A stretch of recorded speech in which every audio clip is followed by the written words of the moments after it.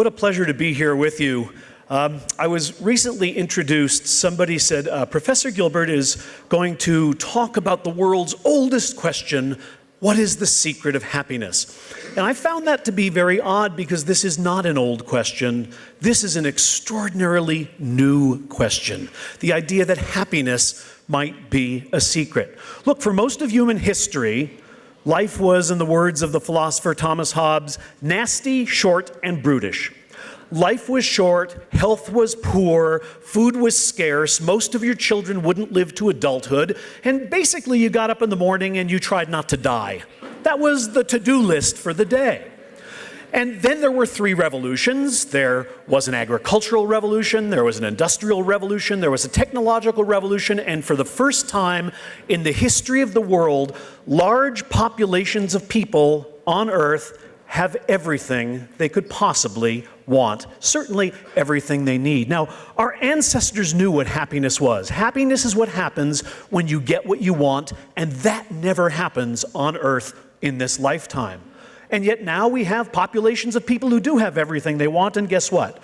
They're not all perfectly happy. So this is what Huxley called the slaying of a beautiful hypothesis by an ugly fact. It can't be that happiness is simply what happens when you get what you want, because people get what they want and they're not always happy. How is that possible? How can you get what you're aiming for and not be happy when you get it?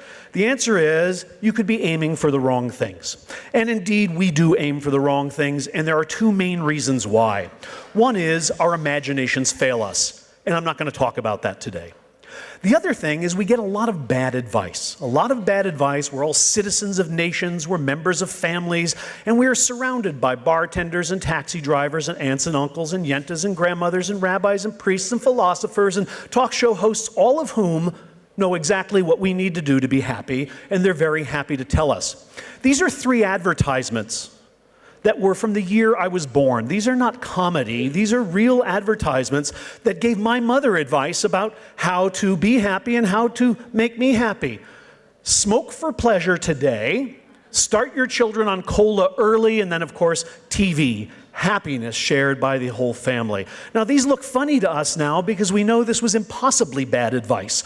All of this advice was terrible advice for how to have a happy, healthy family, life, or child. What I want to suggest to you is that a lot of the advice that we get today about what makes people happy is right, but lots of it is wrong. And it is the job of science to distinguish between the two. Luckily, I think for all of us, in the last 10 to 20 years, psychologists, economists, even neuroscientists have gotten interested in the question of happiness, and they are using exactly the same experimental and statistical tools that we as scientists use to answer questions like, what causes cancer? What causes butterflies to migrate? What causes global warming? To answer the question, what causes happiness? And I thought in the short amount of time I had with you, I would give you a little insight into what they found. Now, this is my mother. And my mother, it turns out, she gave me lots of advice. Don't wear a beard, it hides your beautiful face. Wear clean underwear, so if you get hit by a car, the doctor will know you're from a good family. Some of you have heard this advice. But she gave me three main pieces of advice about how to be a happy person and have a happy life. And it turns out, I thought it was Jewish mothers said this. It turns out it's mothers from Africa to India give their children essentially these three pieces of advice. First of all, find a nice girl and settle down. Wouldn't hurt if she were Jewish. Second, find a job that is meaningful and fulfilling. It wouldn't hurt if you were comfortable. And third, have children. Wouldn't hurt if it were soon. Now, you probably all heard these three pieces of advice from your mom. If you didn't, then she probably isn't really your mother, and you should check. The question is, was my mom right or was she wrong about these three things? The answer is yes. She was right and she was wrong. And we now know what things she was right and what things she was wrong about. So let me just go through these three. How about marriage? How many people here think marriage causes happiness? Ma'am, you're not allowed to raise your husband's hand. That isn't fair.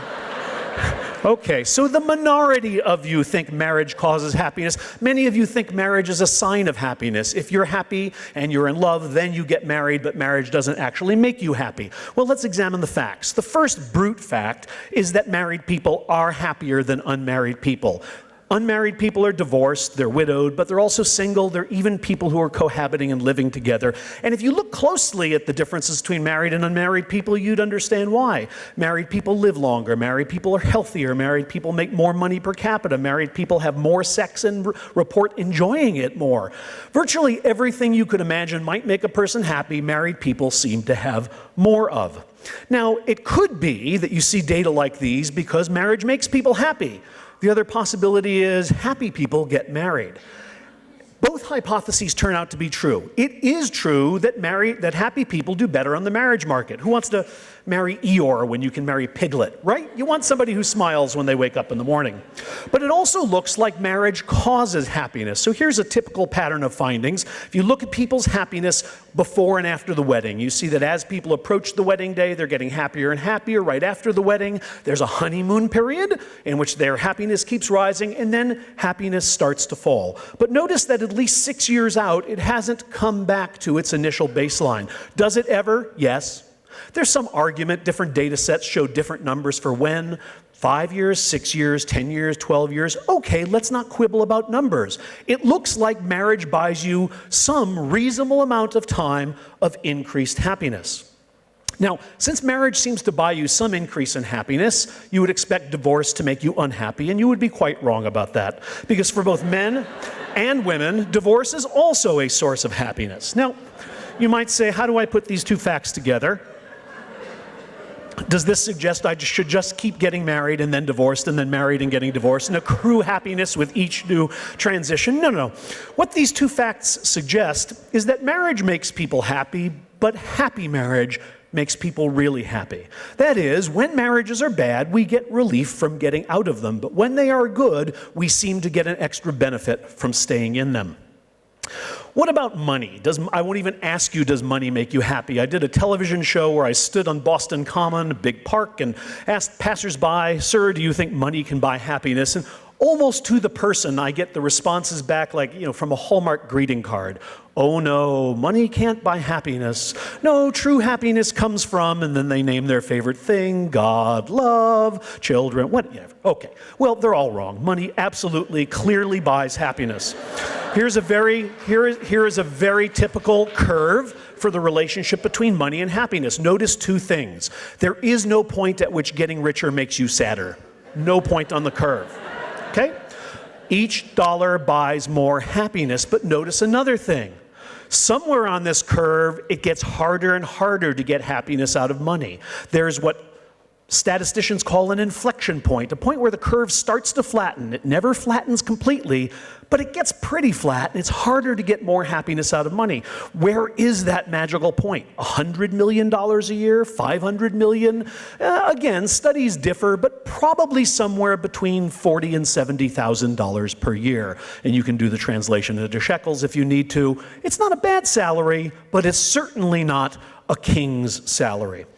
The question about curves like this, and this is a very well-replicated phenomenon, the question is, why? Is money just inherently the kind of thing that once you have enough, you've got enough, and there's just nothing more you can do with it? Is it like pancakes? You eat one, it's great. Two, it's fantastic. Three, you're starting to get full. By five, you don't want any more. That's one theory. The other possibility is that if money doesn't continue to make you happy, then you're not spending it right. And in a sense, that must be true, because money is the ability to do almost anything a human being could want to do, so why shouldn't it keep increasing your happiness? One answer is that people do lots of the wrong things with money. I'll give you just one example from some research of mine. I don't have much time, so I won't go into detail, but this is a study in which we actually measure how happy people are as they are going about a variety of daily activities. And you can see here, working, commuting, watching television, talking, having sex, resting. You can ask me later, how do you know how happy they are when they're having sex? We know. We actually know. Okay, now here's data that won't surprise you. People like having sex more than going to work. Big discovery. Right? Headline of tomorrow's paper. Of course we like having sex more than going to work, and talking is more fun than commuting. Everybody knows this. But here's the interesting data point. Here's how happy people are when they're resting. About as happy as they are when they're working, and not even as happy as when they're just watching television.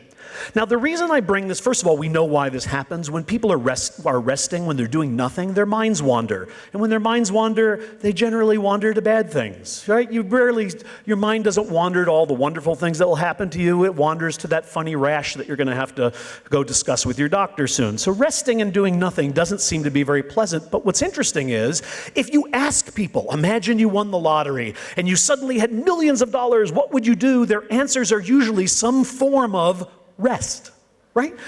I would go to the Hawaiian Islands and just lay in a hammock and look up at the blue sky. Wrong answer.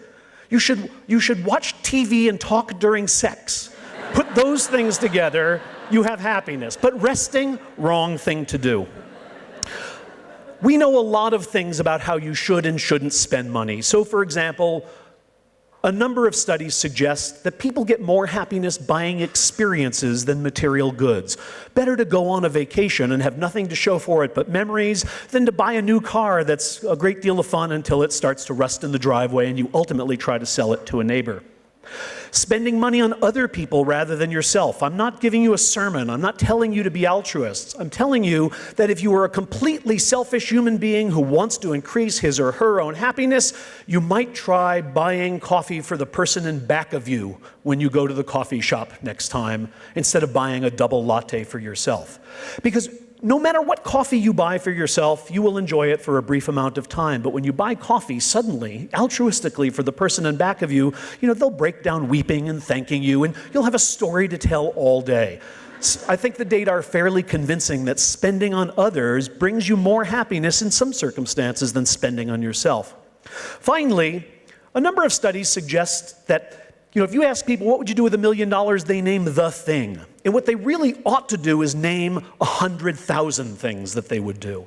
Because happiness turns out to depend less on the size of the joy you get than on the number of joys you get per day. When I first went to Harvard, I thought there would be untold joys about being a professor at Harvard. I would have this, I would have that. I would do all of these things. It never occurred to me that the great joy would be walking to work and walking home every single day. It's not a big joy, it's a little joy, but it reliably happens 2 times every day, 7 days a week. Okay, last but not least, children. Now, in colloquial English, children are called bundles of joy. So this should be a very easy one. Maybe money makes you happy, maybe marriage makes you happy, but who here is the heartless person who could look at a little baby and not get a big smile, a mega hit of happiness? Certainly the data have something to say about this, and what they tell us reliably is that, people with children are not as happy as people without them, and people whose children actually live with them are the least happy people we know. Now again, this could be because children make you unhappy. The other possibility is that unhappy people have children, right? Maybe if you're really happy, you just travel the world, but if you're unhappy and there's a big hole in your life, you try to make babies to fill it. I think it's a dumb theory, but these data don't rule it out. These data kind of do. Follow the same people over time, and here's a typical pattern of happiness before and after the birth of the first child. Now, here's what my mom says happens. You have a baby, it makes your life happy. Here's what the data say. You have a baby, and your happiness decreases. It decreases for men, it decreases for women. Women seem to get a little bit of a bump from the little bump as they're approaching birth and just thereafter, but pretty soon they join their partners down in the valley of despair. Now I'm kidding. They're not in the valley of despair, but their happiness has gone down and reliably stays down for quite a long time. I know this is hard to believe. You think these data must be wrong, so I'll show you some data collected by a rather well-known scientist, Professor Kahneman. One of his studies, they followed about 800 women around and found out how happy they were as they were going about normal everyday activities. And you won't be surprised to find that women are awfully happy when they're with their friends. They are happy when they're eating. They're not that happy when they're doing housework. Grocery shopping isn't that good. And the big question is, how happy are they when they're with their own children? And the answer is, they're extremely not happy. That is, not statistically distinguishably different than actually cleaning the toilet in the house. Okay, now, I know you find this to be slightly amusing, but wildly counterintuitive. Science asks us to believe data, not intuition. If you believe your intuition, then you believe the Earth is flat, because everywhere you look, it looks flat.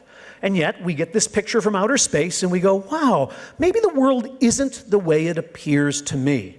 What I want to suggest to you is the kind of data that psychologists and economists and neuroscientists collect about human happiness is sort of a view of human happiness from outer space. It's a dispassionate view of who's happy and who's not, taken simply by counting smiles and counting heads. And the data are pretty clear. If you were an extraterrestrial watching from another planet, you would conclude the humans that have little humans around them don't seem quite as happy as the humans that don't. Now, I don't think that's a very disputable fact, but I think what's interesting is that none of us really believes it. Everybody here is thinking, yeah, there's something wrong with the way they did those studies. That can't be right. Come on, my kids. They're the greatest source of happiness in my life. Well, I'm a dad, I'm even a grandparent, and I feel exactly the same way. So the interesting question is, why do we all have an intuition that is entirely at odds with the data? And I'm going to suggest in closing, there are 3 answers to this question. 3 reasons why we believe children make us happy, even though the data suggests this isn't true. The 3 reasons are Armani socks, heroin, and baseball. So I could take questions now, and I will unpack these for you. So,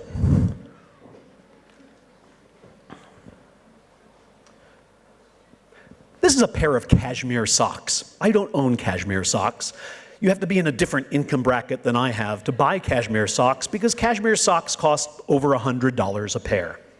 But here's something I know about cashmere socks. If I could be induced to buy a pair, at first I would feel like the biggest idiot in the world.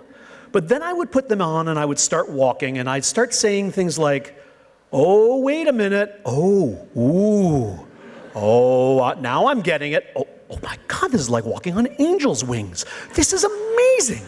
My God, I finally see the light. And I would start telling other people, you've got to buy some cashmere socks. Why do I know this? Because a basic law of economics is people pay a lot for things they love. A basic law of psychology is people love a lot the things they pay for. The more you can make somebody pay, the more they will love the thing they bought. What does that sound like? Children, yes, children. Of course you pay for them in money, from dental work to college tuition, but you pay for them in blood and sweat and tears and hair. You pay for them in every way. They are hard work. Sacrificing for them is built into our DNA. What kind of idiot would you be to do that if they didn't make you happy? And so you have them and you say, wow, I'm up all night, but oh, wait a minute, I think I get it. Yes, children, and you have to have some too. There are even some data suggesting this is true. Bring parents into a laboratory and have them read one of 2 kinds of magazine articles. One magazine article talks all about the benefits of having children, how much joy they will bring you, how they'll care for you in your old age. Another magazine article talks only about the costs of having children, how expensive it will be, how much time and energy and money they will drain from you. After reading these magazine articles, parents are asked a simple question. How much do you enjoy spending time with your kids? And what's the answer? Well, you might expect that after reading about how costly children are, you would decide maybe you don't like yours very much. But in fact, exactly the opposite is true. When you remind parents of how costly children are, they report enjoying their time with them even more. Why? Oh, you just have to have some to see. If you had them, you'd know. It's really hard to explain, but you gotta buy a pair. Okay. So one reason we think that our children bring us a lot of happiness is because they don't. Now, heroin. It would be, you hear people say that heroin is a great source of human misery.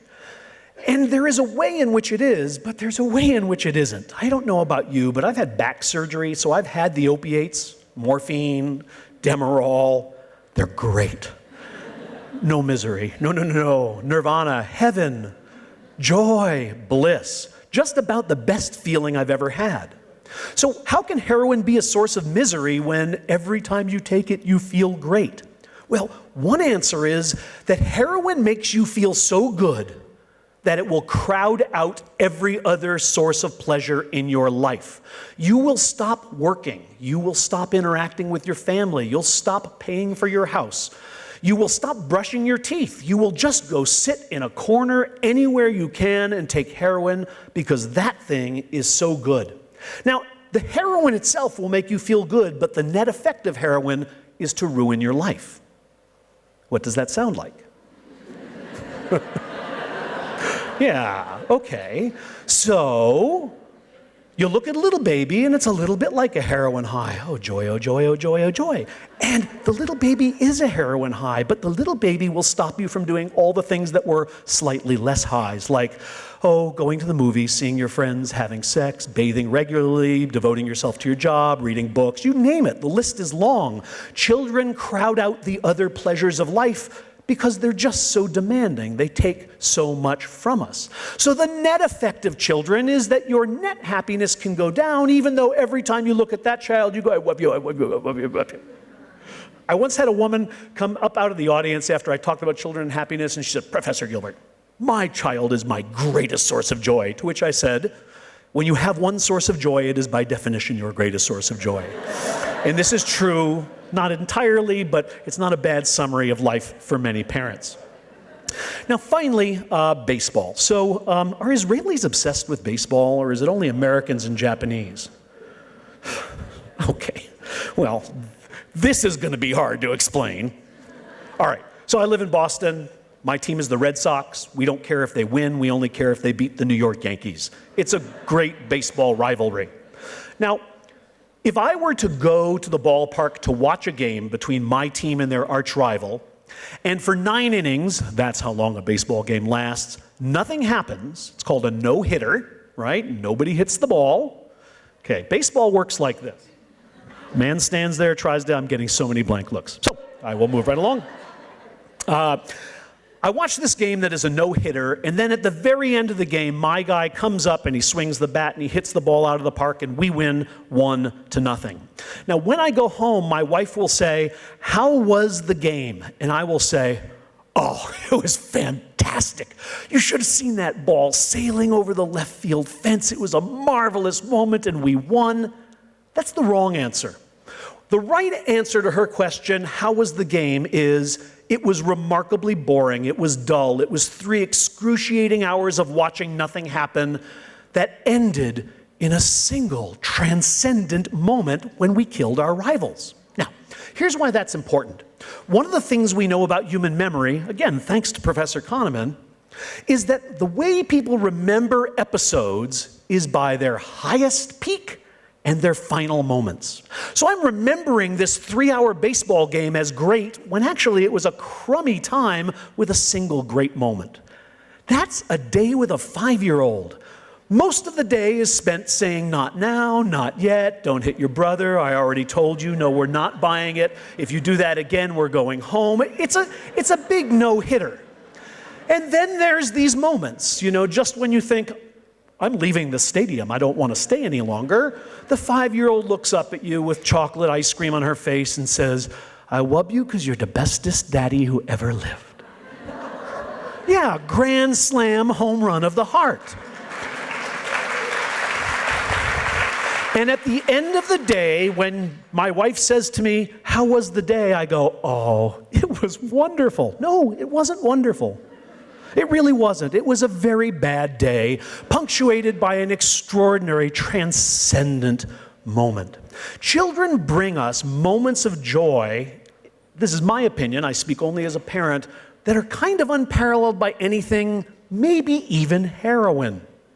But those moments are rare. Most of the time, we're just working hard.